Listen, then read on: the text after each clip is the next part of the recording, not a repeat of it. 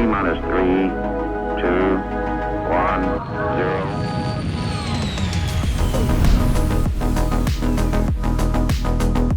0. Hello, everybody. Welcome to another episode of the Launch Sequence Podcast, your weekly space game, space podcast thing, where we tend to talk about Star Citizen. What do you know? This week, we are continuing on from an exciting week of news with an exciting week of ships.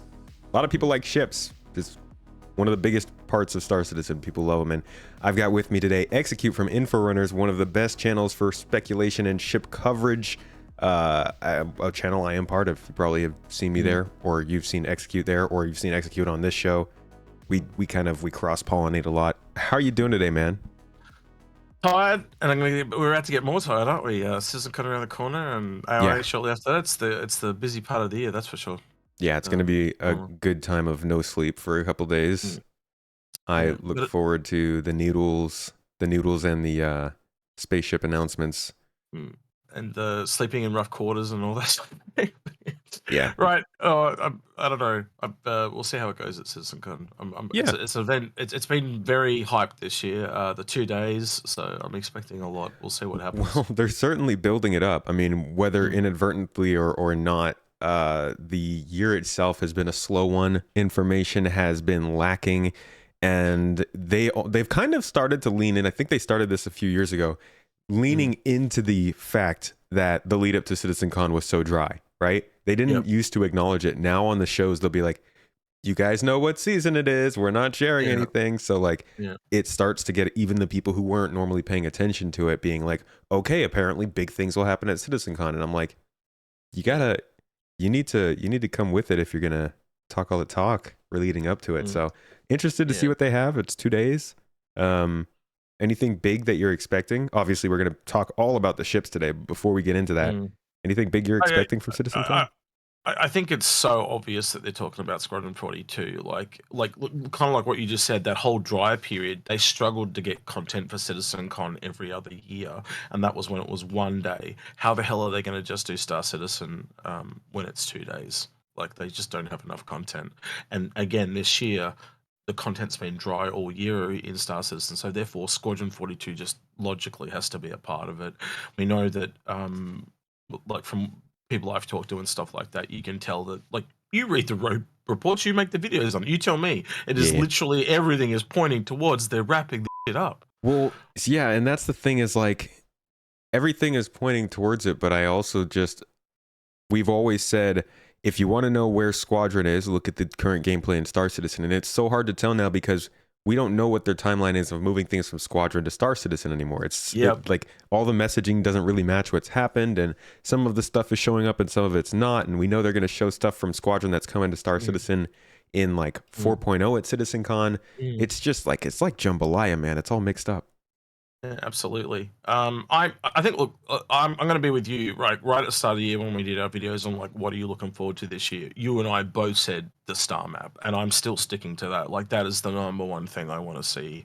So you think they'll show the star map at CitizenCon this year? I'm hoping, like, it's a part of those Squadron 42 upgrades that you just mentioned. So I'm hoping that we kind of see that, and I hope that they transverse over to Star Citizen itself. So yeah. So my thoughts really haven't changed all year. Long story short. Sorry, I just dropped my light on me. Stand by. Podcast emergency over here, guys, off camera. My big thing with the star map is I actually really thought they were going to show it last year. Like, they showed us some of the interior lights and stuff, and I thought we would get to see it last year. With hindsight, now that I know we weren't getting it this year at any point, I'm glad they didn't show it and we had to wait a whole nother year to see it. And I do wonder that with the way the star map's development has been going over the last couple of years, they've been polishing. This thing is done. Like, it is done. They were working on the freaking space dust, space cloud rendering of this thing last year. So like, I really hope what we see is impressive. And I also kind of wonder if they've purposely held it back because they did not want it to go out any sooner than 4.0. Whether for technological or hype reasons. And basically, we're also seeing in the PTU right now that they're putting into the jump points. and a lot of people are speculating that it's leading to pyro. And why I do think that is eventually where it's going, that's the optimist in me. The cynic in me is looking for other reasons why they could put it in. And Paul actually brought up a good one yesterday. Is he reckons it's got to do with the whole sea, with the economy. It Yeah. basically gives more stations for that to go to, because essentially you're adding 3 more stations. They say For that in the monthly report. There's a sentence there. The economy team says they added the station specifically to add more trade routes, and it's great to see that so much thought and emphasis is going into actually setting up trade. Like, we've gone just years and years with almost nothing, no attention paid whatsoever to it. So like the littlest thing, like a new space station for a specific type of trade route, I think signals a lot to us. Have you had a chance on stream or chance to get in game to look at them yourself? Because some of these stations are gigantic, the ones at the jump points. They're like 3 stations in one. I've seen the clouds. I haven't seen the jump points themselves. Or I haven't seen the stations themselves. I've seen the pictures, and I like that there is a noticeable difference between the population at like Pyro's jump point and Terra's jump point. The one at Pyro is probably the biggest, but it looks like it's heavily defensive, so it's basically designed to kind of stop pirates coming through and stuff like that, which makes a lot of sense. The one at Terra has got heaps of advertising, so like, you know, because there's obviously a lot of people in Terra, so when they come through, they're immediately bombarded by advertising and stuff like that. And Yeah. the Magnus one, I actually haven't had a chance to get to. I was on my way there, and then I 30k'd, so I just didn't make it. It's cool to see them coming in, though. I think we should hesitate before we think it means anything super serious. Is there anything else specifically that you're expecting to see at CitizenCon? Obviously new ships, which we're probably about to talk about, but yeah, I think the thing about being there is actually being with people, like being with your peers and stuff. So that's one of the things I like about CitizenCon, is just it is just a big group get together, and everyone has a really good time, whether you're just online or you're actually there. So yeah, catching up with people is what I'm looking forward to. Okay, so that's what we're expecting to see come to CitizenCon, folks. Friends and colleagues, you can expect to catch them in the next patch, 3.22. Billy and Joel and Sarah, all of your friends will be showing up. Good times. It's all the friends we made along the way. Besides that, how about ships and vehicles? We've got, besides what might be going into CitizenCon, we've just got a good amount of stuff being worked on for Star Citizen. And they've been so rude. No, I'm kidding. Not rude. They've been so quiet about it all this year. We've really been focusing a lot on the San'Tok.yai. I'm sure everybody has heard enough about that ship. And we've really only had monthly reports this whole year. We just got one sprint report today, but not that much coverage. So I thought, why don't we take every ship that we know is being worked on for monthly reports, from previous CitizenCon, from the talks we've had, and kind of gather them all up and talk a little bit about each one, what it might bring to the game, when it might come, and what the focus is for each one. So we've got a list. Would you like to do the honors of picking out where we start off? Okay, hang on. I'll go back to your list. I didn't copy it. Hang on. Give me a second. Right. Copying your list. Hold on. It's like I should have planned for this, isn't it? Right. Almost like we prepped. Yeah, and then I didn't. That's crazy. Sorry, honey. I apologize. Right. Okay, here we go. Right. So, the Polaris is probably the real big elephant in the room when it comes to these ships. Obviously, I don't think that's going to be, what is it, on the roadmap, December from the last time I looked at it. It started out work earlier this year, and it's going for a while, I think. I mean, I wouldn't expect that till the end of next year at the earliest. Well, like we said towards the end of last year and the beginning of this year, we talked about there being a lot of RSI ships availability made, and I think that kind of trend has followed through. I think they are working a lot of RSI ships. Like we saw just in ISC this week, they've been working on the Apollo. We saw that in grey box or white box. I can't remember which one, but we white box. We physically got to see it as a 3D model for the first time.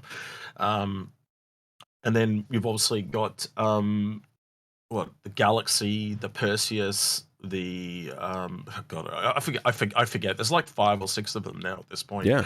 And then obviously there's the rumors of the Zeus as well, which we'll talk about in a bit, I guess.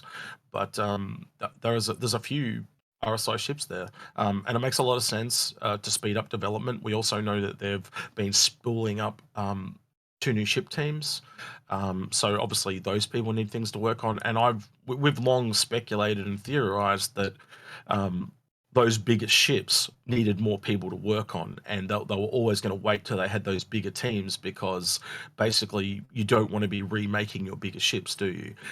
But then also, if you can do multiples of them at the same time, it just speeds everything up. Well, one of the greatest shows of that is probably the big omission on the list this year, which was a big one last year, and that is the Banu Merchantman, which was shelved indefinitely after being the hype piece of 2022. Yeah. And that annoyed a lot of people, but it had to go back on the shelf because the people who were working on it left. And it kind of throws into the spotlight how like actual pieces of work these ships are. They're not just, you can't just bring in a dev that knows how to do 3D art and make a spaceship. You have to have people who have trained in specific types of design and the design cues of that company and all that kind of stuff. And so the Polaris it's significant that they are working on the Polaris now. It shows the human element of this whole game. Like, we often forget that these developers are just not like munching through things. They need to go to the doctor, they need to look after their families and stuff like that. So games development is not this just 100% predictable process. You never know when a spanner's going to get thrown in the works, and that's one of the things that we often forget sitting behind our computer screens. I mean, I don't think you can ever forget it following Star Citizen. There's spanners every week. Yeah. So, well, the Polaris is a good sign. It means other RSI ships might be worked on afterward. It also means that the capital ships are starting to be worked on, which is the really big part of the backlog that needs to progress. Yep. Who do you think, though, the Polaris is going to be interesting to? It's the tip of the spear. So it's almost the inverse of the Perseus in a way. So the Perseus is kind of more defensive, where the Polaris is more offensive, and it is technically meant to be the smallest capital combat ship in the game, or at least of right now. It's a good mothership or a smaller mothership for some orgs and stuff like that. It also has a lot of support functionality, allowing you to swap smaller ships through it. So you can refuel them and resupply, and that allows you to put things like a terrapin in it and use it as a scout. You can also, run multiple fighters through it, so they can go off and assist. So it just makes it a really good. It's got a lot of scouting ability to it as well, because it's actually designed to see its target and then kind of like thrust in like that tip of the spear. So it's a strike craft. It's not a kind of a sustained fighter. It's more of a, again, it's a torpedo bomber. So it's designed to go in and hit a target and just take that core target out.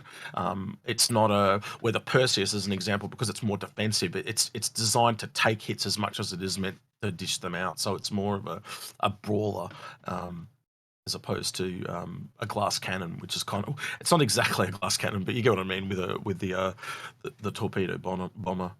Something that's always stood out to me with the concept art of the Polaris is how much motion there is for a ship that's so large, and I feel like that's kind of lending itself to what you're saying.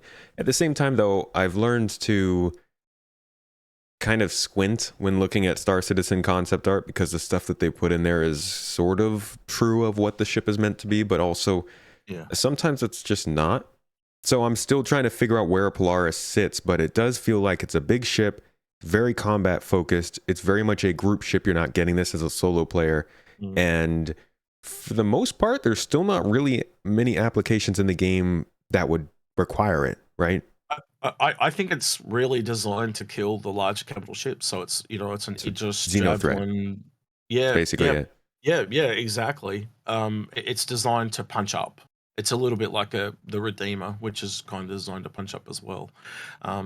So yeah, it and we don't have too many ships that punch up like that. But again, it does make it niche, But by the same token, if you're in an Avenger, or a Connie, and I lock one of those torpedoes on you, it's a deterrent.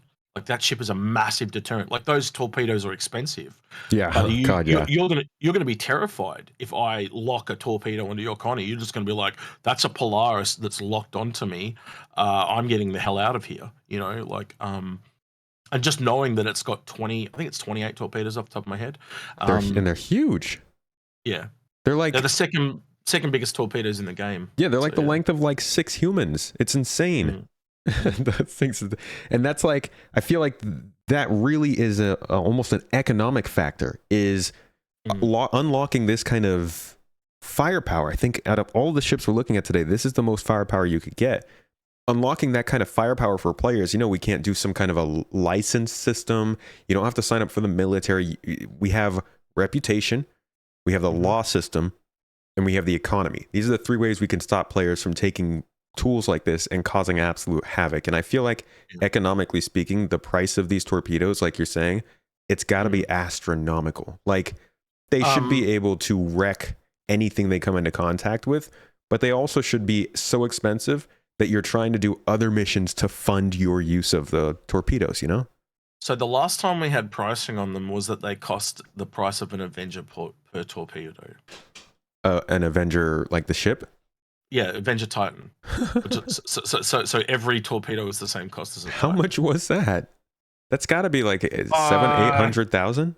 Yeah, I'd have to go back and look. It's been a while, but I just remembered like when we first ever started doing episodes about the Polaris, talking about how every torpedo is the price of a Titan. Okay, see, now that's something. Which is nuts, but it's a deterrent, as I said. Like you're going to fire those torpedoes, because also if you don't fire the torpedoes, you lose the torpedoes when you lose the ship. So again, they're expensive to replace, but you're going to use them. See, now you've got me back onto the point of like, all right, I need to be able to take this Polaris out to run missions that are going to make the money back for that. Like, I need to be able to run a combat mission with the Polaris that's making me enough money to buy an Avenger after I'm done. That's pretty nuts. It's a sinkhole as well, right? But again, the economics of scale. Agrid will go on and tell you about his time doing Xenothreat missions. He spent I think he did 5 missions in an Aurora and made about 60,000 during Xenothreat. He did 1 mission in a Retaliator bomber and made 300,000. So you look at the economics of scale, that's just astronomically different. Yeah, you're going to have to do, man, org gameplay is going to be intense. You're going to have to use wings of your org to make more money for other wings of your org. Because I just, the economics of that doesn't sound like you'd be able to maintain your combat ships, your capital combat ships in this game, unless you're feeding them with money from somewhere else, which is actually, it's kind of cool. Well, that again, everything points to them pushing us to work together. Like you get these people that people are going to hate that. They want to go out and they play on their own. That's awesome. They can do that. But as soon as like the core of this game is the multiplayer, it's what I signed up for. And working together with other people is one of my favorite things to do in any game. Like I love playing a lot of online co-op games, where at the moment I'm playing Darktide again because the patch just dropped. So anything that's like a 4-player co-op game, I'm down for. And that's what that whole thing on the Constellation where you've got you and 3 mates is what sold me on this game initially. And it really hasn't changed, and it's just got deeper and deeper because like now I'm not just doing combat, I can do engineering or salvage or mining or whatever I want to do, and that's still, I get bored, I just go try something else. Yeah. All right, so next up, because we kind of touched on it with these RSI talk, I want to talk about the miner, the RSI mining ship that was kind of introduced as a how was that again? They asked us to pick a ship at CitizenCon. They did, and I'm hearing Agrid again in my head. Real missed opportunity not to do it by Greycat. The Cygnus miner? Yeah, the big spider mining thing. tick. Yeah. They could have done an homage to that and made it by Greycat, but they went the RSI again, or they basically wanted to do RSI Argo or MISC. They wanted to take one of the companies that already done a miner and do another one, and RSI won the vote. So I do think that if we get a concept this year for a big ship, that is probably the highest contender at the moment. much like how we got the Galaxy up last year. I think that that's probably the highest contender for the big ship that you would essentially see at AIE. It feels almost like a guarantee because it's not going to show up at Invictus Military. They introduced the idea of it at least a year ago at this point, so I think it feels like they need to add a concept to that. Last time they did this was we got all the ships from the last time they did this at this point, right? Yeah, the last one was, I think, the Corsair. And that's why they stopped doing it, because basically they were telling everyone all the ships they were doing. That's why they stopped doing it and changed it to this vote thing, because previously they'd put out ones and we saw things like the Odyssey come out. We saw things like the Expanse come out. We even saw the hover bike, the quad bike, I believe they called it. Yeah, it was the hover quad. And we've probably got something similar to the A1 bomber that's kind of dropped out, because there was some planes as well, and they looked a little literally bit the Spirit A1. Yeah, look, that's probably the closest to it. It looked like more like a single seat bomber at the time, but now it's obviously evolved into the A1. But yeah. Yeah, so we don't know what that is, or even if it is going to be at CitizenCon, but it feels like a pretty good chance for a concept that they want to reveal sometime in the next few months. Yeah, I'd be kind of surprised if it was anything else, because, well, we just haven't heard anything else. So yeah, but you never know with CIG. Their only thing that they're consistent with is how inconsistent they are. So yeah, that's fair. Yeah. A 3-person mining ship from RSI, I think it could be really cool. I'd love to see something that has kind of maybe Prometheus vibes, that sort of leaning in that direction. Realistically, it's got a weird number, because the God, I'd have to go double check, but the numbers for the Orion are 5 to 8 from memory, and the Mole is obviously 4, so that kind of puts it in that 4 to 6 type of bracket. So it's probably more likely going to be that. The other thing they talked about is that rocks would come out of it. So again, that we know that land mining's a thing, so by process of elimination, this has to be a land miner, because the only other thing that does land mining right now is the Polaris, and the Polaris, not the Polaris, sorry, the Prospector, and the Prospector does everything. It's like the taster for mining, so it allows you to try everything. But basically, yeah, this has to be a land underground miner, and that also means it can land on asteroids and do those as well. But that explains why the rocks come out of it, because then when the rocks come out, they do the stuff on the surface, and then basically why it's doing under the ground. Well, that would be amazing. That'd be an incredible expansion of mining gameplay, but we'll have to see if they go in that direction. I do like it. That is confirmed, by the way. Well, I'm not making that up. That is confirmed. Confirmed by who? By CIG. We actually put, so you know when they have those ship Q&As they have one after Invictus and they have one just after AIE. About, I think it was like 2 years ago or a year ago, we got a question through that said, "Is underground mining still a thing?" And they answered, "Yes, it is still a thing." Yeah, just to what extent? I mean, I know that they're going to do mining veins and stuff. I'm just. Have you seen? I'll show you after. I'll show you after the show. There's actually concept images of the Prospector. The Prospector, yeah, I know. Yeah, mining under the ground. So it's still, and that's what why we asked, because it's like, well, you've shown it. Is it still a thing? And which is again why I said earlier today that I always squint when I look at concept images. That's true. Because you never really know. Well, fingers crossed. Fingers crossed. Yeah, definitely. As we do, as is tradition. All right, another one that we've been talking about quite a bit while we were here. Don't worry, folks, we're going to get to that lovely Crusader bit. But before that, the Tumbril Storm is a new tank introduced as a concept this year, and it worked its way pretty quickly through the pipeline. That's how I think they should introduce all ships and vehicles from now on. If they're in concept form, they should be already pretty far along and ready to go to where we're going to see them in the next like 6 to 9 months. I think you mentioned the San'Tok.yai at the start of all this, and I think that's the other thing they've been showing a lot of sneak peeks for. I've seen at least 4, like the one this week was the Storm again. I think it's like the 4th or 5th we've seen of both it and the San'Tok.yai. So they're the only 2 that we've really seen a lot of this year. And I honestly think that there may be a variant of that coming. I'm hesitant to kind of mention it, but in the lines of code, they've had a couple of red herrings now. So they had the Argo MCV at AIE last year, and then they had the Saurian at Invictus. But this time around, in September, they found a line of code for a Storm AA. Now, before the show, I was mentioning to you that obviously AA usually stands for anti-aircraft, and that didn't not make a lot of sense. So at the time, when I asked a lot of military people, they basically said, "Well, it sounds like it's bullshit because it's like a red herring or whatever." Um, but today, I looked up what does AA mean in the military, and the other one it came back with was Army Artillery. And if you start to think of a Storm Artillery, that would make a lot of sense. Well, at least to me. But Yeah. I don't know about you. It, What do you well, feel about that? I um I understand the need for military stuff because of the Squadron 42 campaign, but I also like see these military vehicles, and I do wonder how many of them we're going to need in the PU.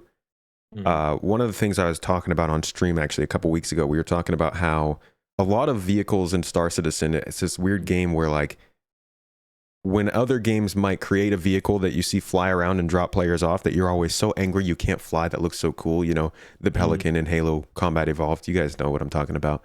Yeah. Star Citizen doesn't have that. Every vehicle they make is a vehicle that we can jump in and use, except for like maybe the forklifts in the hangar, and I bet those will be usable at some point. So Agreed.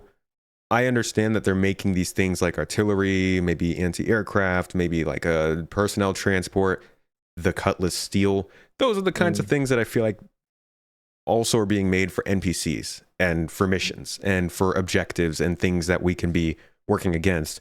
And there's also a little bit of money that can be made there by selling them as player controllable vehicles. But if we're now starting to look at artillery vehicles as well, I mean, we're still waiting for flak. Now we're talking artillery.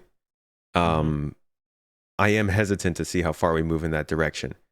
Well, when you think about it, in World War II, now you mentioned flak, it just triggered a thing in my head. The Germans in World War II, their AA guns and flak guns were also artillery guns. They could do both. They were dual use. So, you've now got me thinking. Well, What if it is both, and that I all of a would. sudden changes it? Yeah. I mean, if it was dual use instead of a variant, that'd be better. Use that variant for something else. Well, Storm AA, so it would also mean that it could be anti-aircraft and it could be artillery at the same time. I wonder if that's where they're going. That changes it a little bit. The next thing then that I come to is like, how much ground content do we have? We're at the point in Star Citizen where we're very focused on getting gameplay, locations, vehicle, ships all at the same time to make sense together. And there continues to be a big focus on ground gameplay without much missions and AI and content, which is probably waiting for server meshing. We know Chris is a big fan of Battlefield. I think at the very least you've got to envision a Battlefield-like gameplay. Yeah, I think so. We're looking at that. All the different little potential. I'm not saying that you'd be playing as a class, but you know, you'd want someone that's like an engineer, you'd like your medic, you'd like your your heavy gunner, and you can roll in things like Titan suits like that as well. You know, and the different vehicles that are all associated with that. But you go to another level, obviously, when it comes to Star Citizen, because you've got your ships that come in there as well. You know, we've seen them shown off those original Theaters of War maps where you literally start off on the ground, you go on a train as an objective, and then basically you kind of land, get on a spaceship, go up to a space station, and so you're doing the whole gamut, you know. And I think that's what he wants to do. He wants to have that Battlefield-esque experience, but it flow more naturally and emergent. And you can see it yourself, like if you have a player built base or something like that, all the things of them defending it and you attacking it, it becomes really obvious how cool that and fun that could be, and all the different vehicles you could add. So yeah, I agree, but there's a very distinct focus on combat and military stuff in this game already. I'm always going to be somebody who's advocating for them to be careful to not make it too focused on that. I know it's easy to go that way. That's been the easiest game system we've had access to all these years. But like industrial exploration focused people, like there's a lot more gameplay in there. And if we're continuously introducing military vehicles, then we're not introducing, more utility focused vehicles. Yeah, and I think that's kind of got a lot to do with, as you said, the Squadron 42 focus, and Yeah. hopefully there'll be a bit more as more gameplay comes online for the PU now that we're around the corner on Squadron 42. Yeah, well, just for example, we don't have a lot of science ships. We have one agriculture ship. We have one gas collector ship. You know, there's obviously some huge gaps in the lineup. So there is a lot more ships to come. Yeah. We haven't really heard anything about how let's just take agriculture, right?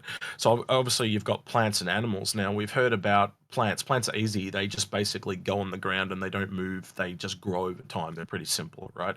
But as soon as you take, like, let's take something that's non-exotic, like a gazelle or something like that, or a deer, right? As soon as you have multiples of those, how do you do the AI for multiple herds that move and stuff like that? It becomes a lot more complicated because it's not a plant just sitting there. It's something that's moving and has to have an AI. And um, that's, I think, why we've seen a lot more things like the arboreal stalker and the crab, because they're more like these one-off AIs that you can hunt and kill as opposed to farming.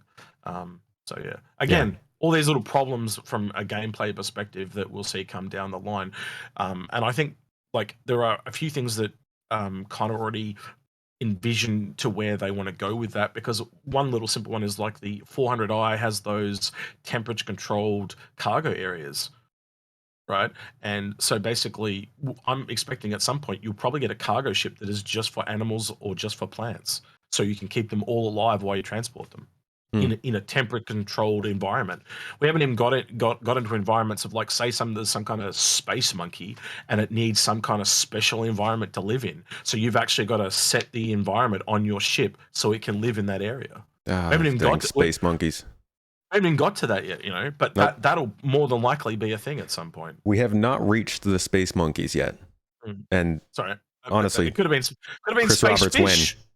Could be space fish. So you might have to have Fair. a giant aquarium in your ship. You get where I'm going with this, right? We don't really have special condition ships yet. There's a whole Yeah. bunch of sets that we haven't even got into. Like here on Earth, we have freezer trucks. Like, that's a special condition. You know, more than likely you'll get a cargo container that can do that, but maybe half the cargo would be taken up by just having this thing in it that keeps the cargo cold. Where if you have a whole ship dedicated to that, you can take more of that cargo and specialize in that cargo. Yeah. So yeah. Let's move on to Crusader. Mhm. The Spirits. These Yeah. are, oh man, these are hyped ships. Kind of like the Storm. These are actually ships that were introduced last year at CitizenCon. So it is nice that they're getting at least one of them out by the year mark. Yep. And again, I think anything that they're introducing, they should probably be trying to get done within a year. These are ships that were actually introduced purely as concepts, but they were worked on as they are 3 different ships: the A1, the C1, the E1. We're seeing the A1 during CitizenCon probably going to get dropped. The C1 coming shortly after, the E1 still nowhere to be seen. What do you think of these ships and their journey through development? I think the smaller a ship, you're right, the quicker it should be able to get out. So these are medium ships, so I think a year's possible for them to get around. But like, I also think to the MSR took 2 years, and that's a large ship. So it really does depend on the size a little bit.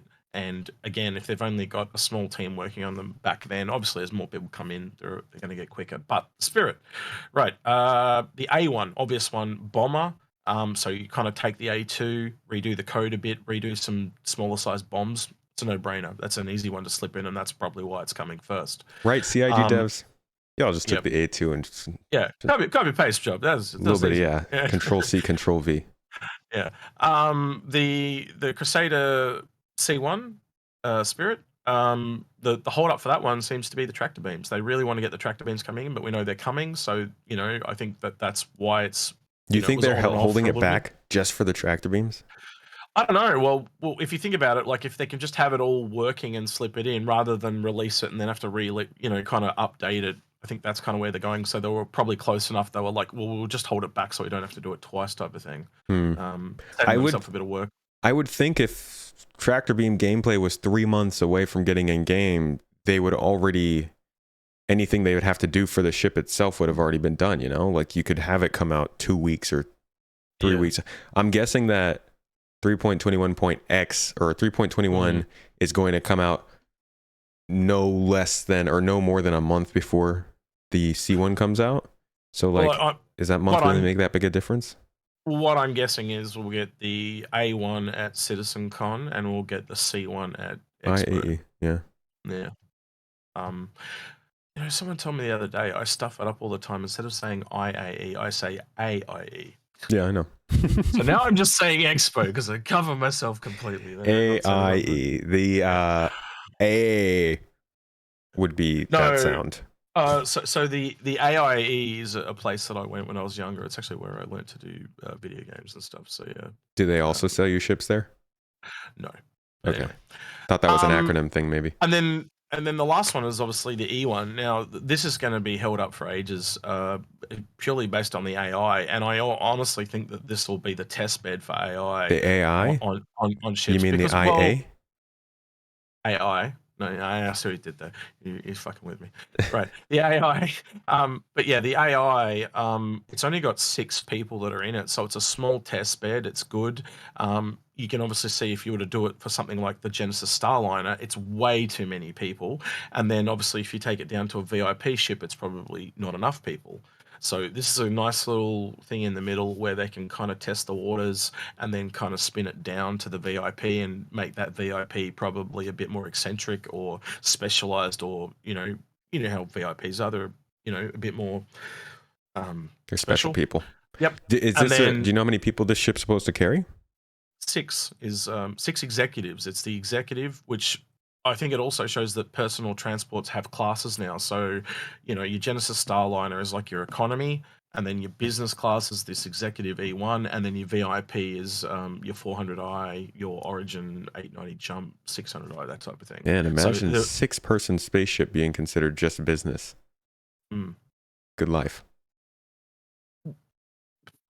I don't make that up. We don't have any. We have nothing to compare to. I'm just thinking of like, where would that? I was thinking 6-person ship would be top of the line in my opinion, but I guess it's like if you're comparing it to something like a 400i or like a 600, maybe 600 would be more people though, right? It's probably like a private jet of today, type of thing. But right. Let's be honest, the 890 jumps are a lot more elegant than what we've got today. Yeah. The Origin ships are a step up again because they don't seem to care about lightweightness, because like all the planes of today have to be fairly lightweight so they can actually get into the air, so. Did you see the in Inside Star Citizen, they showed a little bit of that the branding stuff for Aopoa, and they showed that graph that showed all the different spaceships manufacturers and where they sit. Yeah, that's interesting to see. I copied and pasted it because it did not. There were speakers on there that I didn't think.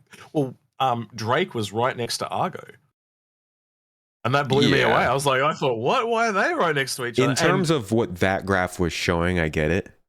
Yeah, because it was industrial versus high design. And like, if you think of it that way, then yeah, Drake and Argo are pretty similar. They both focus on pretty utilitarian design. But it also means high end can never be matched with industrial. Right, which was the weird part, because if you looked at MISC ships, they struggled with that. MISC was like right in the middle, and you would be like, I think MISC of more industrial than high end, or high design. Well, that's the thing. They were actually right down near commercial.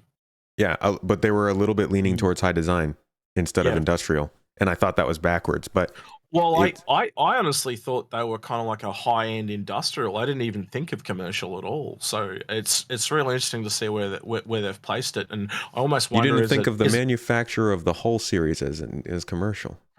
Well, but also you've got like the Prospector, you've got the Endeavor, you've got like all the science stuff as well. So science high end, science high end is an industrial high end. So what I'm trying to say is, instead of it just being a grid like this, maybe it's more of a pyramid. Well, yeah, I think it's actual 3D space, and you've got to, you get what I mean. Yeah, I think it would probably best be these ships would be defined by one of those sort of, what is it, octagonal graphs that has kind of like the web that you can stretch in different directions. This is just like a 2-axis graph, and it was simplified. But I did think that the insight was nice. Well, it was the first time we've ever kind of got any insight to that ever. Yeah, how the companies compare to each other. Yeah, getting and to be really like cool. Really cool if they released a bunch of that stuff, so we could actually kind of like it would that graph in a simple graph shows us almost more about the manufacturers than we've ever talked about. or seen from anyone. Getting Which is to crazy. see the relative comparison between Crusader and Origin is really nice, because Crusader hits this interesting spot where like their stuff is really high quality, but it's not necessarily luxury. And so getting to see kind of how they compare those two together. Yeah, I appreciate that. I think maybe I'll do a video on that or something. So the Spirit series is an exciting one that is inevitable. It's imminent, the release of that one. Let's talk about another imminent release, being the San'Tok.yai. We saw that in the sprint report just today, and we have, oh my gosh, that ship we're done with updates. Let's just get it released. I love it. Yeah. The design is amazing, but we've seen it so many times this year. Absolutely gorgeous. They've knocked it out of the park with that one. And I was just the whole time sitting there, they have to go back and do the cartwheel now. Like, it just doesn't compare. Exactly. Yeah. It's going to look so much worse now. But it's really cool to see that difference between the two, and know that eventually all ships are going to be brought up to a gold standard. And, you know, as they go forward and they're learning more and more, they're getting better and better, obviously. So, yeah, it's absolutely gorgeous. And I reckon they're going to sell a ton of it just because of how gorgeous it looks. And, you know, we'll always know the flavors of the month do really, really well. It's a combat ship. I'm just interested to see where it sits, because it's a medium combat ship. So it's gonna be interesting. What do you think of that? This medium combat ship selling really well because of how it looks. I still can't shake the feeling of how much of a problem that's going to end up being in the future. All these people owning this ship that they don't really have much use for. Well, again, that's what CCUs are for. You know, that there will be people that don't buy this ship outright; they'll just upgrade into it. But that money has to go. Like, let's say there are 5,000 San'Tok.yais on the market, right? And, these numbers, they have no bearing, folks. But let's say there are 5,000 on the market, and at any given point, there are only maybe 100 people who are using theirs. What happens to all those other ones? Sure, they get melted, turned into money in the credit, and the people, they go into the store and they spend it on another ship. But what if that other ship doesn't get used? Like, there's a lot of there's so many ships. And that's why we do Fix My Fleet, because there are people that just have too many ships and they need to find more friends. They, you know, like at some that's how you point, fix the fleet. You just get more friends. Well, at some point, man, you've got to ask yourself, like, why do I have, like, there are some people that have just spent too much money. They've caught up in the hype, and I totally agree with you on that. And but the other point is, like, if you're traveling around the verse, you know, let's say there's an org and that org has 5 Krakens, just as an example, right? But if they're moving around, you can have a Kraken in every system type of thing, and pull it out when you need it and stuff like that. So yeah, that's, at the very least, like, being able to rent ships out to organizations or other people might help with these people being able to get some money back. But at the end of the day, you still have to have people who want to use that ship. And there's a lot of ships out there. They're not naturally limited. They're artificially limited. So it's like there could be too many at some point. And I don't know when that is. The other part of it is 90% of the universe is meant to be AI. You know, so you got to take that. So it's a lot. This game is a lot more populated than most games. So, yeah, you are right though. It like me and Sia did an episode, years ago now, called Buyer's Remorse, and we still talk about it to this day. I did an episode with him last weekend, I think, or the weekend before, and we still talk about Buyer's Remorse. You should actually get him on and do an episode with him, literally. And I think you and him would hit it off, because he really does have a thing for that buyer's remorse, and we've seen it coming, and it is starting to come true. People are realizing that they've spent money on these ships, and in 2 ways. One is, like you said, that they've got too many ships. The other part of it is they bought a ship worth $500, yet there's a ship that's worth $300, and it costs more in game to buy the 300 than the 500. Why is that? Why did I spend more money on something that's not as worth as much as someone else got for less? Yeah, that kind of stuff's going to happen a lot while we're in alpha too. I mean, you see the hull C is like more expensive than the hull D. Like, that's why I tell people, don't mix up your real money with this game. You can be a fan of these ships. You can even buy the ships. They all end up available in game. The Vulture you can now get in game. The ships are cool. They're awesome. I love to see them funded. Thank you so much for everybody who backs this game. But like, if you don't want to back the game, if you're looking to just get a ship for the value of the ship, you're gonna regret it, most likely. I mean, We've been a lot of people saying, don't, but there's a very high chance that based on the way development proceeds and the fact that none of us actually know how these gameplay elements are going to shape up until they're being developed, I won't say you are going to regret it, but there's a chance that you will. And it's better to just avoid that and play the game as is for $45. Absolutely. We've been saying it for years, haven't we? That you only really need that base starter pack. And I think that kind of, like, to add that into what we've been saying, if all these people have already got all these ships, that's your solution. All the new people that come along, don't buy heaps of ships. Just make friends with those that have heaps of ships. Because they need crew members, don't they? Yeah. Oh, yeah. There's going to be a lot of no-ship players in this game. Yep. Speaking of no-ship players, actually, let's not move on from the San'Tok real quick. I did want to ask, because this is a ship that's stepping into a pretty crowded field. Medium fighters do have a lot of choices, from things like the Hornet and the Saber to the Vandal ships. I don't know if it's the Glaive or the Blade, but one of those two. You've also got... Scythe. Yeah, the Scythe. Like, there are a decent amount of fighters. What is it the San'Tok.yai will, I think, excel at?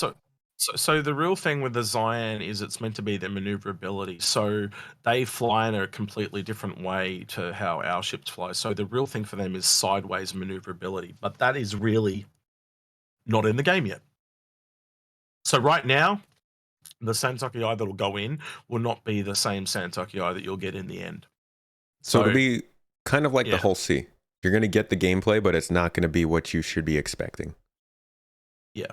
So they're a little lightweight, you know. So where, you know, you might get a ship that relies on shields or armor or something like that.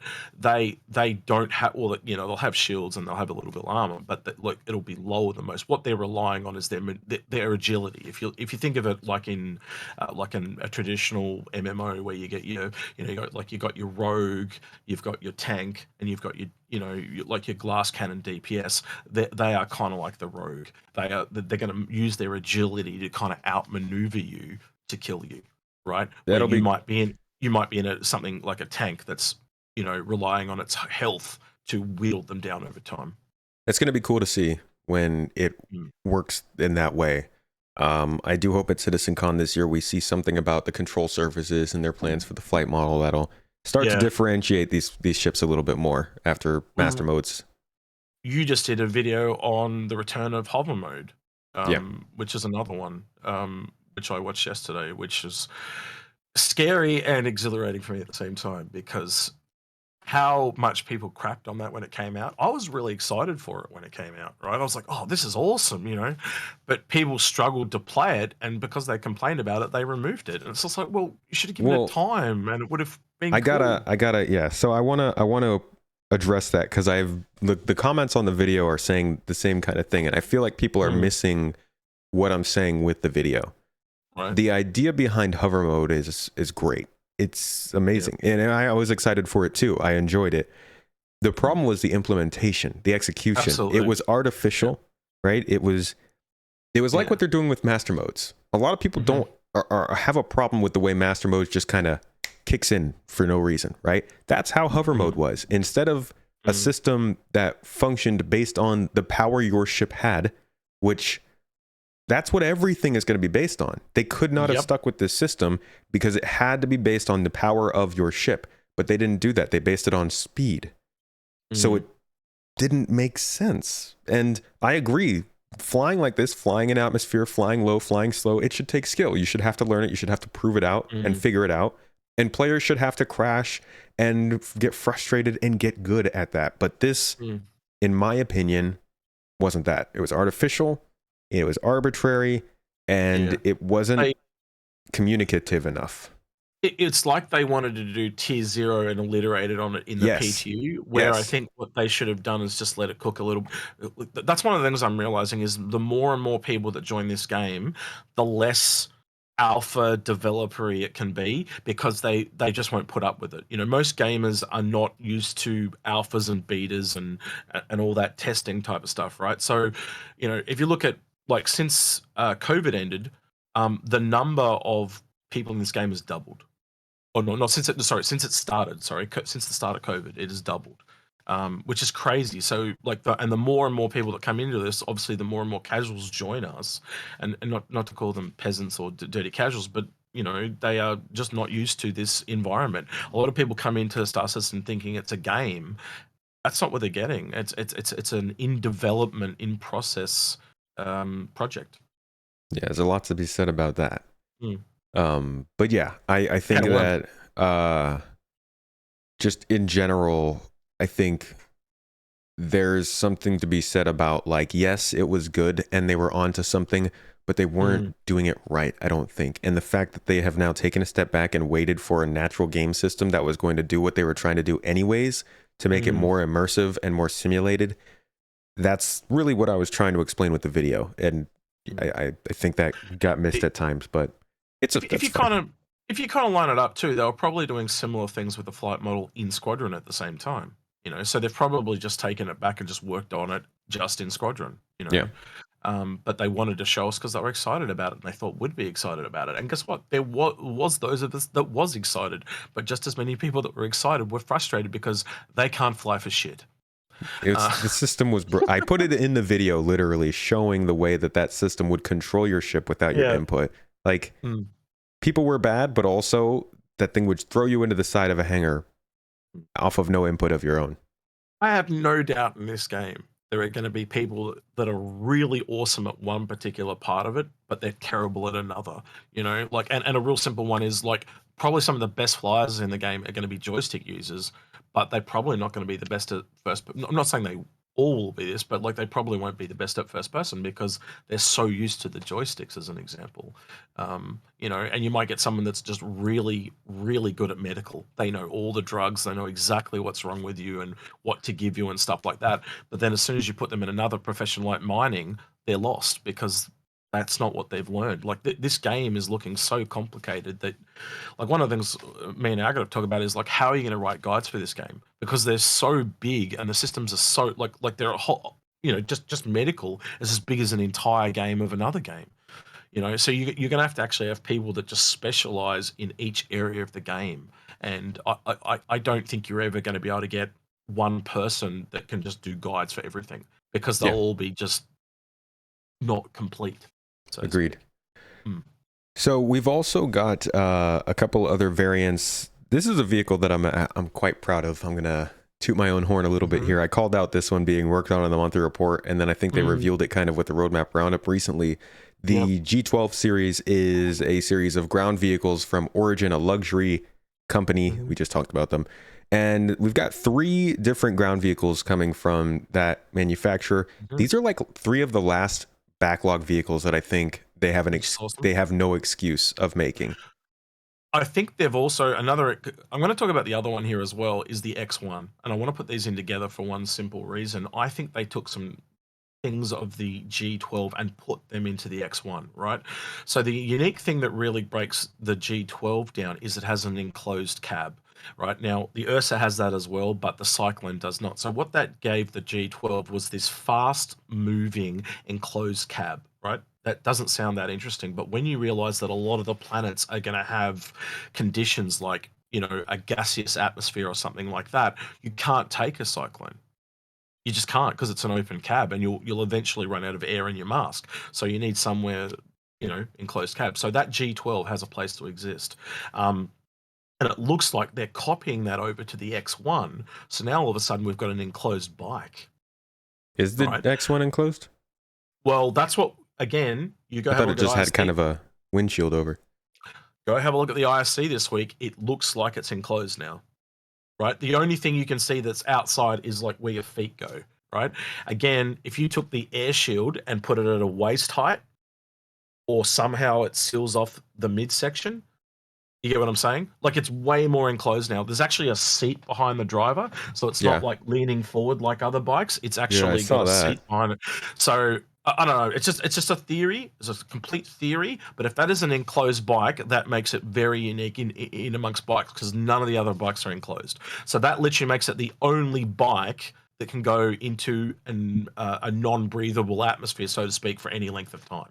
And both of those, like I mentioned, are the last two ground vehicles I think we know of right now, except for the Ranger bikes, but also the last two, like I said, that really have an excuse of being, or have no excuse of being on the backlog. You know, a lot of things are held back by gameplay, the SRV, the Orion, the Endeavor, but these two are just ground vehicles, hover bikes and quads. We've seen that before. I think that's kind of why they got held off too, because they just weren't exactly seen as a priority. They weren't needed for Squadron 42, and so basically they knew there were small things that they could have there that a single person could come along and finish when they had free time, and that's what they're good for. It's a pretty bit of a problem because the X1 was a factor in people buying the 400i. It was a sales point for the 400i, and it still hadn't arrived, even though it took less time. I think that was a misstep on their part. It also does like I said, that enclosed cab on the X1 leads to the exploration part of the 400i. It allows them to go onto some planets that are pretty luxurious, you know, so it lines up with that temperature controlled room as well. So if you can, you know, get it from an atmosphere that's a bit strange and deliver it on your foot, you see where it all connects. So it's interesting. I will be interested to see if they get any, how the inventory is capacity on the X1. Yep. The last thing I want to talk about real quick before we move on from the G12 series is the only other combat type of thing from Origin. We have the 125, we have the 325, and now we're having the AA variant of the G12, and I've forgotten the number. It does have what is it? The G12A, I think it's called. Yeah. So that's interesting as well, because we don't get a lot of combat ships from Origin. And the other thing, going back to that graphic you were talking about, how it was like where Origin was sitting between commercial and high end. Where are all these commercial ships from Origin? So I actually think we've got some more interesting gameplay coming from Origin down the pipe. And one of those I think is fashion. Do you know the shop ships, like the Band of Merchantman? Mm-hmm. I think one of those shop ships will be an Origin variant. We'll see. Yeah, we will see. That would be interesting. Well, you tell me. If you had to say commercial Origin, what is that we have right now? And I don't quite see it because it's really... I mean, I would assume it means like cruises and passenger transport if you view hospitality as a commercial industry kind of thing. Well, see, that's why I also think the shop thing's a thing, because not just fashion, like to sell clothes and stuff, but a high-end restaurant. You could literally put a food shop in that ship. Yeah. So you can make, again, if it had two shops in it, which is what I'm kind of theorizing, you could have one that's high-end fashion and the other's like a restaurant. And we know that different levels of food quality is a thing, because from the concepts they showed off of Lawville, we had low-end food, we had medium-end food, like, you know, and we had food courts and stuff, but we also had high-end restaurants and barbers and things like that. So, like, I'm really excited to see where Origin will go, because, you know, a lot of people say I hate Origin, but I just always wanted them to do more, and I'm finally starting to see some momentum on that. Well, that's one thing that's always bothered people about Origin, is their stuff's been very focused on passenger transport, which is completely devoid from the game. So it would be nice to see them expand out to more useful stuff. The G12 comes with a racing variant, a anti-air variant, like you said, and a regular sort of just transport variant. It's got a couple of bits of cargo SCU, and I think it's got a gun turret on top of it as well. So it's a little bit like the Cyclone TR and normal Cyclone kind of had a baby. And then do you think? I mean, we've got, and I was just talking about this with, like, you know, needing more missions and stuff. We've got AI have been able to now recognize ships flying around. They've been able to drive vehicles. They're able to recognize vehicles and avoid vehicles. We've got the X1 coming in, the G12, the Storm. The Nova came in a couple of years ago. All these ground vehicles and stuff. We've got UGFs forming, new outposts. A lot of things are happening surrounding the ground. Do you think with 4.0, we might actually start to see a use for stuff like the G12 and X1? Or are they just filling in, are they just going down the checklist? Just listening to you list those things off, something kind of occurred to me. That's the one thing we kind of don't have right now, is AI in vehicles. Yeah, we have them in ships and we have them on foot, but they're on the monthly report. They're just not in the game. That'll be really cool. That'll start to lean into that battlefield thing we were talking about. Like the first battles we'll probably see are battles against. Can you imagine that at the moment? Like you run up to an outpost and they fly out in their little, their little ranger bikes, like in their bikie gang, and they just start shooting at you, and you've got to Yeah, shoot back. I You wish, can see man. this. Yeah, it's gonna be mad. I wish. Yeah. Well, So, we will see. Plenty of ground stuff is waiting for that kind of stuff, and I think that would probably make the game a lot more fun, and mm. definitely lead to people not having to quantum travel everywhere for all kinds of gameplay all the time. Yeah, but yeah, they are. Look, they are definitely doing a lot of ground stuff. And a lot of people that you've talked to over the years, a lot of people, they're spinning up Theaters of War again. Theaters of War is clearly aimed at the multiplayer component of Squadron 42 whenever that comes out. And that they want some kind of thing to draw those people in, and kind of like almost like a stepping stone between Squadron 42 over to Star Citizen. And I think they want something to kind of retain those people and help them move into Star Citizen after Squadron 42. They don't just want to bring them in and then let them go. They want to kind of bring them into Star Citizen. And I think that is the type of thing they're hoping to do with Theaters of War, though I Yeah, think it needs a rebranded name, personally. agree. But Yeah. yeah, Let's talk about the SRV. New yeah. utility vehicle, pretty big part of the game. It's a big deal that Mm. this ship is coming into the game, but because so much other stuff is going on, I think the arrival of it is a bit silenced. When it does Yep. happen, when it does go live, it's going to make a big splash, but for now it's still kind of riding under the radar. Mm. What do you think of the SRV coming into the game? I think it's going to be a really interesting ship. I think it kind of gives you some little additional gameplay that you wouldn't expect. Like in a weird way, it's like the start of repair, because you can take a damaged ship now and drag it all the way back to a hangar where it can repair itself. Things like that. You would have been in a ship by now where it's so damaged you have to fly it sideways to get it back or something Yep. like that. So yeah, it just allows you to do and I think we've already seen missions on the reports to say that they're having towing missions coming in and stuff like that as well. So I don't know. It's an interesting ship because it's the only ship in its own category. If you think about it, like it's a tractor beam ship, and only a tractor beam ship. I guess we have ones that cross pollinate into that with cargo, but like I don't think we're going to get bigger variants of this, is what I'm trying to say, and I don't think we're going to get smaller variants of this. I think the SRV is kind of all you need, because again, if you know how tractor beams work, you can just scale the ship, so you can put two SRVs on one ship and they can move a bigger ship. So there's no real need to have anything bigger. But as ships go, I think it is one of those ships that a lot of people are going to enjoy, and it'll be a guilty pleasure of a lot of people, because it just got this utility that nothing else has. Especially, I think the only other ships that'll probably get a tractor beam that size are the Capitals.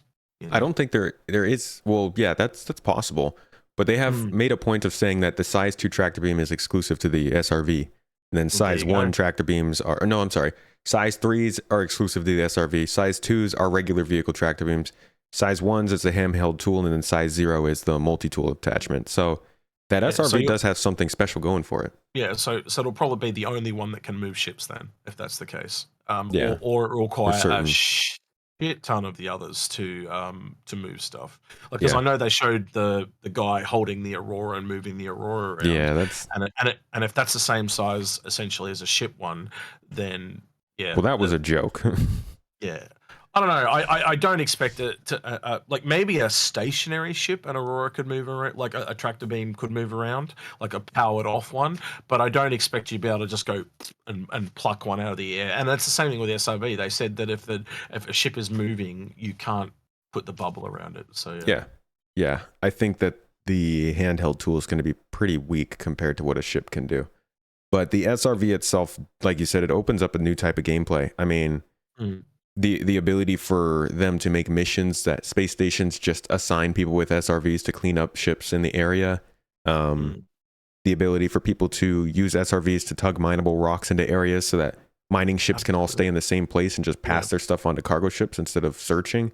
Like there's Mm, tons yeah. of immersive sim sort of Mm, logistics heavy kind of creative gameplay we can get into with a ship like this, and it mm, it is a fundamental change to the game how tractor beams, I think, are going to make things easier and more interesting to do. This, combined with the ability to sell cargo that your party procures, is like, industry has taken a huge step up this year. Yeah, you can definitely see how it cross-pollinates, almost like cargo, how it cross-pollinates with almost everything in the game. You can totally see how it's going to be able to have all this utility and just work with all these different professions. Yeah. Absolutely agree with that, yeah. Do you think that, because this thing is focused on its tractor beam, so like when power comes in and resource management comes in, they're going to make sure that ships can do their specialty, but they have to pull power from everything else to do so. So this isn't going to be a necessarily fun ship, I think, to use, besides unless you're using the tractor beam. Do you think after all the hype dies off, this will be any bit of a popular ship, or will it be a very particular kind of player who's trying to use this sort of tractor beam? I think it's a ship that will be in demand. You might get sick of it a little bit after a while because you are literally just moving things with this ship, but the utility it gives, as you said, to so many different roles. It's like in real life. You get those people that say, "Oh, the favorite thing about my job is all the different people I meet." It's that in a ship, um, because you'll be going around and helping a lot of different people and doing a great many different things. Yeah. Okay. All right. From here, we have touched on all of the ships that we're pretty much certain about. Now we're going to talk about the RSI miner is a little bit of that's a different story. But now we're going to talk about things that are a little more speculative, conceptual, and reading in between the lines on the monthly report. First, let's talk about the Railen. This is a large Xi'an ship. It's an alien ship, a cool cargo ship. And it's supposed to be worked on after the San'Tok.yai. That's the team's supposed to move on to that. Great. So they're not working on it yet. But like, do you think that after what we saw with the Merchantman, do you think that the Railen is something that they might actually be able to knock out, or could we run into another problem of, oh, this is too much, too special, we're going to put this on the back burner? Well, again, being artists and you've just worked on the San'Tok.yai, you would take those stylings and cues that you've learned and carry them onto the Raelian. So I think absolutely. But they are with different what manufacturers. they are the same species though, Yeah. right? So it's the same thing. Like it's not, I guess you can turn around and say yes, there are style cues between Gatac and Aopoa, but again, like human craft, there is still similarities. Like you've got to fall within certain metrics of the human stance. It'd be the same thing for the Xi'an. They would have technological styles and materials that would cross pollinate. But yes, I do agree there would be some stylized differences. But again, at least half of what you know would transfer over, would it not? You know, Fair. that Yeah, that yeah, that, yeah, that's that fair. alien, and put it this way, if you were to look at anyone at the company and say, "Hey, we're taking this alien ship made by this alien species, who would be the best person to work on it?" Well, it would be the person that has just worked on this one. I You know what hope I mean? that's the case. I mean, this would be Yeah. a very cool ship to see in game. It's a unique looking thing, and the Xi'an stuff is interesting. I don't know how useful it is, but it is certainly interesting. That ship has a real couple of conundrums that have come up with our speculation sessions on it. So the first one is like how it's got all the little pods on it. They actually come from the pods. So does that mean the Zion do their cargo in a different way to us? Like because they have all these pod systems. Do you know how we have square boxes that we keep all our stuff in? Do they all keep their stuff in little hexagon boxes, and they're smaller than us, so are their boxes physically smaller as well? When you go to Zion Space, do you have to convert over to their cargo system? Things like that. Yeah. Um, and then the last one was that someone brought up to me was, how you can have the little pods like drift down to the ground so you can load them.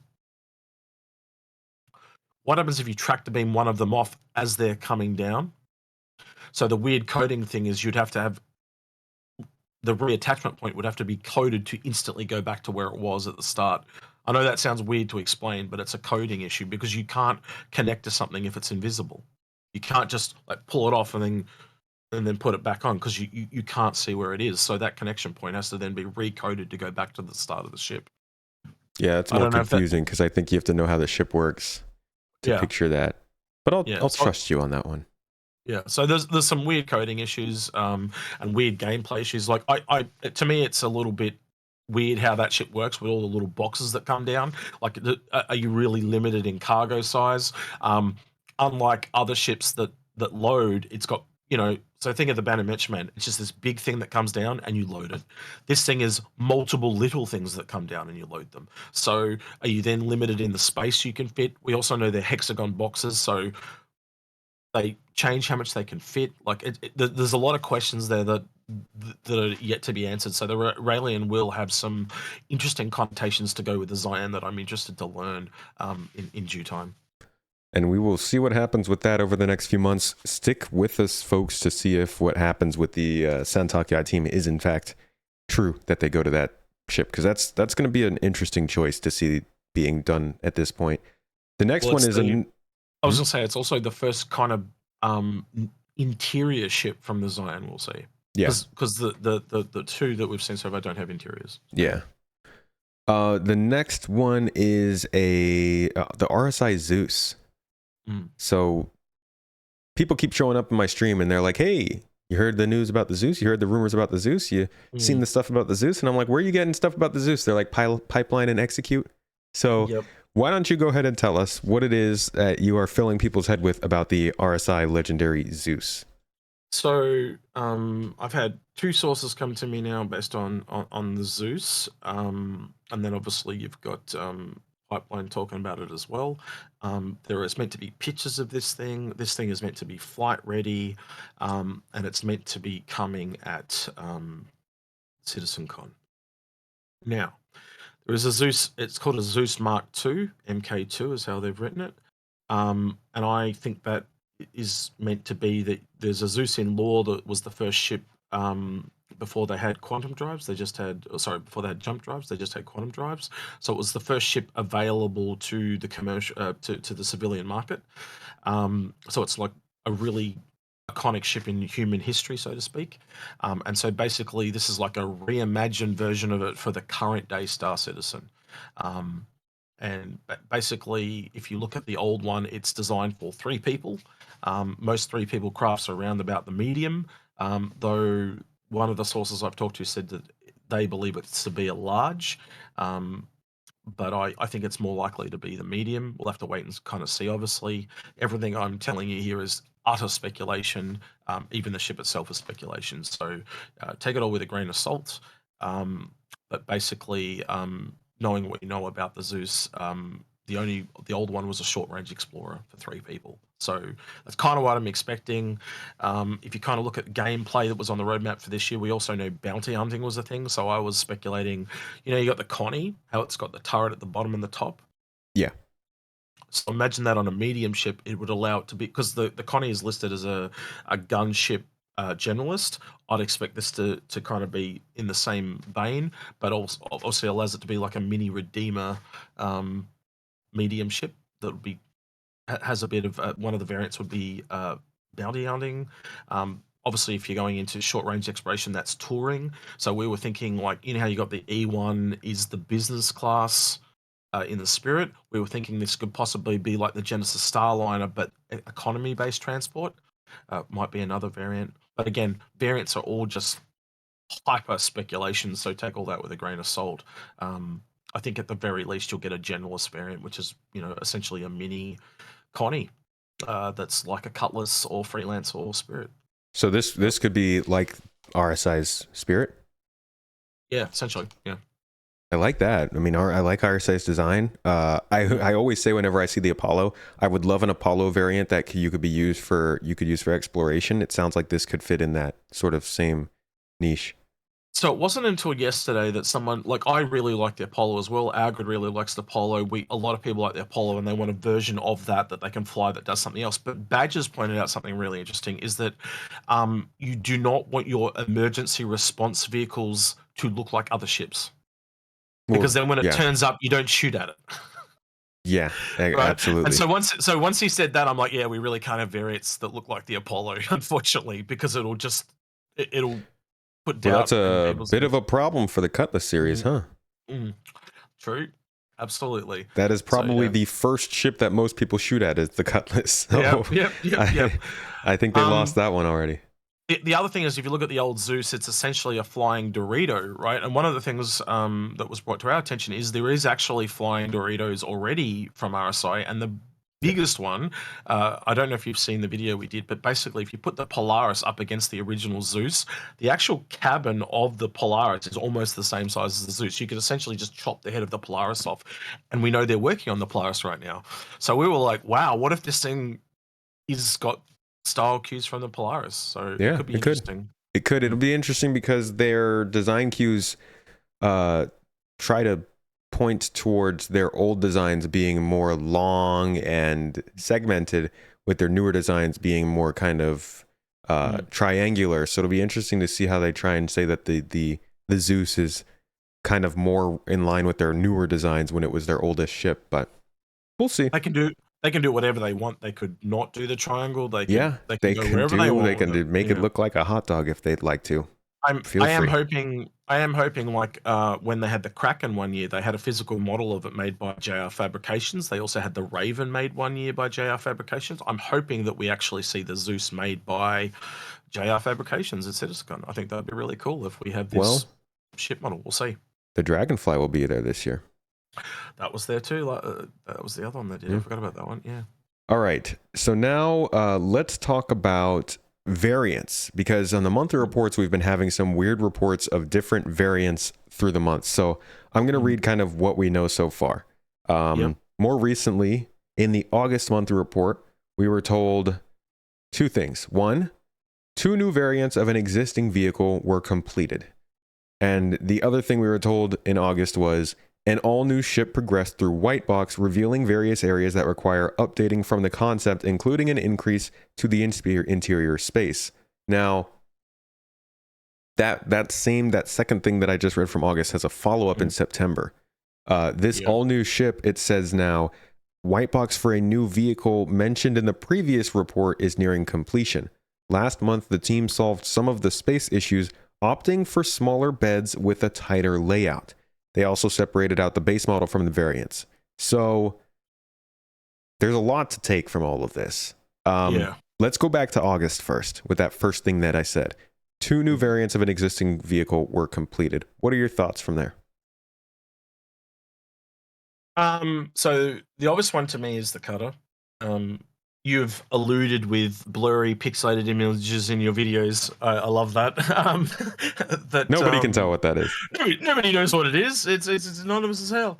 But yeah, we also know that when the cutter dropped, that there was an expedition variant. I actually think the expedition variant is the snub for the reclaimer. I think it was the original concept, and then the general one was built off that, and the scout was built off that as well.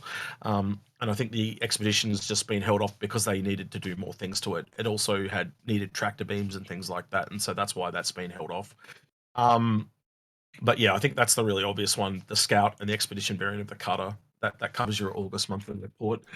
Do you think? Well, do you think that? How useful are these? Like, these are kind of advanced starter ships. They're coming in as variants. Do beginning players, do they really need these specialized ships, in your opinion? Look, again, you can only speculate on what these things do, right? But I think the Scout came from the Nomad, believe it or not. So the Nomad, you know how people were putting the rock on the back of the Nomad and they were like making that a thing going around doing land mining? I think that's what a Scout is a response to. It has a bigger cargo bay, but it doesn't actually have cargo grids in it. So that, to me, the only reason why you want a bigger cargo bay without cargo grids is for a vehicle. So I think they've made it so the cutter can, if it has a bigger cargo bay, it can take a rock. And again, with the scouting, it allows you to find things. So going out and scouting, and down the road, if they bring out a salvage variant, it can lead into that as well. So it's a ship that works with essentially land mining and land salvage. That's what I think it is, and I think it's based off the popularity of what people did with the Nomad. But yeah, again, that's just speculation on my part. Okay, but and I guess we'll wait and see. Yeah, and it does at the very least allow that scout to assist like reclaimers and vultures, though. In their salvage efforts, because you know how all the Drake ships are kind of like interconnected. They all help each other. That I see that being a thing. So you could go out with one friend in a vulture, one friend in the scout, and you could use the scout to find a salvage for the vulture. Yeah, little teams. The other variant news we had from the monthly reports was in September. and it read, in the US, a new vehicle variant was completed with final bug fixing and polish currently underway. Now, that could have been one of these variants, but let's assume this isn't the cutter variant. We've got a different vehicle variant. It says new, but that means that the vehicle this is coming from, we already probably have. So what do you think this could be? That could be the Scout one the Storm one I was talking about. Sorry, the Storm AA. But I don't know. I still think the Storm AA could be a red herring. Again, this is all guessing and speculation. This is why it's so damn hard, and no one does it, because you are trying to connect dots, and it is just all speculation. It's very, very hard. Yeah, this is stuff that we'll know about these by the end of November. Whether CitizenCon or IAE, they'll reveal all this stuff. This is just fun and trying to guess before it happens. Just guessing. I think the other one you mentioned there with the one that followed on from August to September, where you said the through white box and reveal various areas that require updating the concept, including increasing the interior space. That could be the Zeus. It could be. So this would be. Sorry, this would be dipping into unannounced vehicles. Yeah. Right. So we have 4 of those that we're going over, and what you're going over now is one that might have an interior in beds. Yeah. So essentially, if you kind of look at the list, you've got the 2 Carter variants. So we're now down to 2 unannounced. So then you'd have the Zeus that would remove it, and then it goes down to 1. And I think that 1 is like possibly the Storm variant, or whatever that turns out being. That would cover all 4 in my book. But again, whether any of them are real, well, I think the Carter ones are real, but the other 2, we'll have to wait and see. But we've got more than 4. So you're mixing the variants and the unannounced. We've got the variants that were mentioned in August, that's 2. And then the variant mentioned in September, that makes 3 variants total. And then we have an all-new ship which progressed through white box. That's what we saw in August and September. So that would be the cutter variants. And then you're saying that the variant they mentioned in September is the Zeus, but they're not mentioning the base one? Say that again. So you're saying that the variant that... Well, like there should be variants of the Zeus. So that's what I'm saying, because it says an all-new ship progressed through white box in the August report, right? Yeah. So I'm assuming that's the Zeus, and then they follow up on it. They also mention variants of it. So I'm assuming that's the Zeus and its variants. I see what you say. Okay. Yeah. The Zeus and its variants, and they're working on it with the beds. That would be interesting. Does that make 4 unannounced ships in total? Well, I don't know, because the other thing is they've said is the Zeus one ship, or is the Zeus multiple ships because of its variants? Yeah, that's where it becomes tricky, you see, because it's the same thing with the Cutter. Is the Cutter 2 unannounced ships, or is it 1 announced ship, or is it just variants so it doesn't count as any? Yeah, and then you're just getting detailed. You're getting into the weeds with that. What we know for sure here, after this review, is that we've got the Polaris, the Spirits, the Railen, the Storm, the Apollo, the San'Tok.yai, the X1, the G12 and its own variants, and the SRV, all for sure happening. That's 13 ships, plus these 4 unannounced ships and 2 to 3 variants. That's 20 vehicles. Almost. It's a lot coming in. Yeah, that's a lot coming in. That is a lot. We had a dry start of the year, but it's definitely finishing up very heavy at the end. Yeah, and not all these are coming right away. No. Like, these are just what's in the works. I would say these are all coming over the next year, and the Polaris and Railen possibly even further down the line. These are just what's being worked on. And before you go jumping into the idea that all they do is focus on ships, guys, this is a lot of these ships are things that they're finishing up from back in the day. San'Tok.yai, Apollo, X1, G12, Railen, Spirits, Polaris. These aren't like things that just got announced a couple months ago. That would be the Storm, but it took them almost a decade to get the whole seeing game. So yeah, like that as you were saying, Space, less and less of them are a backlog now, which is really good to see. So I hope they continue that trend. I think the only ones we'll see are the bigger ones. So if that RSI miner drops, you're obviously going to expect that to take a year or 2. So, yeah. It's not to say we won't see any concepts, but this performance, the way they're handling these ships, releasing them and making them, is far and away better than it was in 2018, 2019, even 2020. We were getting concept ships every couple of months. Like, we weren't getting straight to flyables, and they also weren't doing backlog ships all that much because there is no gameplay. Now we're getting the Corsair, the Vulture, and the Apollo all getting worked on in the same year. Those are all ships that were introduced back during that time. So it's good to see. Once we hit the Vulcan, I think we'll be in the home stretch for like the medium range ships. I'm glad to see the work they're doing on some of these ships, though. These are good ships. What do you think? Yeah, I think you kind of hit on something there too. There is just not a lot of medium ships. That's why we're expecting that Zeus to be a medium. Like you know, if you kind of look at it, there's a lot of small ships, and just like real life, you know, medium would be the next biggest group, large would be a bit smaller, and then capital would be the smallest. But at the moment, there are more large than there are medium, so that's obviously probably the biggest space we've got left to fill out. Yep. But yeah. As for everything that's coming, yeah, I think we're about to be really spoilt for choice. Like, as you said, there's a lot of ships coming, way more than we've had in the past, because they have moved from that concept to straight to flight approach. And I think that's starting. It took a couple of years to kind of get the ball rolling, but now we've kind of got through that dry period. We're about to get almost inundated with them, aren't we? Yeah. Ship team is starting to move kind of like the planet team is, which is to say, they are leaving the rest of the company behind in their progress. I know the planet team's like done with Nyx. So we're seeing the same sort of thing with ships. Hopefully soon we'll see that with like missions as well, so we can have more to play with. But execute, that's all the ships we got coming up. I think it's plenty of them, and if people want to learn more about them, I'm sure they can come check out the Inforunners. You want to tell them where they can find that stuff? We're on Inforunners on YouTube. And basically we're also on Twitch under the same name. So yeah, we stream on Thursdays in the Up Over and Fridays in the Down Under, and we do at least one show every week that usually comes out Monday on the Up Over. So yeah, the Up Over. And you'll what else would you call it? The regular world. I'm on that show every once in a while. I am an Inforunner, and I'm joined generally, like me, you, and Paul get to do some good shows together. We got to do a couple of those coming up for IAE, but I like to try and get people together that haven't done them. I'm always having trouble. Like, the hardest one to get at the moment is Loken. I really would like to get a show with you and Loken at some point. I want to, believe it or not, I haven't been able to get the two British boys together. I want to get Badgers and Loken together and do a show. Get them.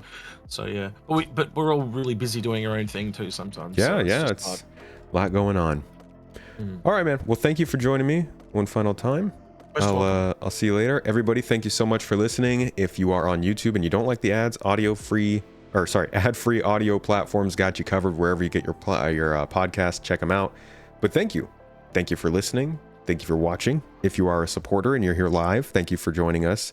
And I'll see you guys all in Citizen Central coming up soon. We've got Board Gamer, Salty Mike, Void Dude, and and Ollie43 will be joining us for some CitizenCon talk, so make sure to check that one out, and I'll see you guys all next week on the launch sequence.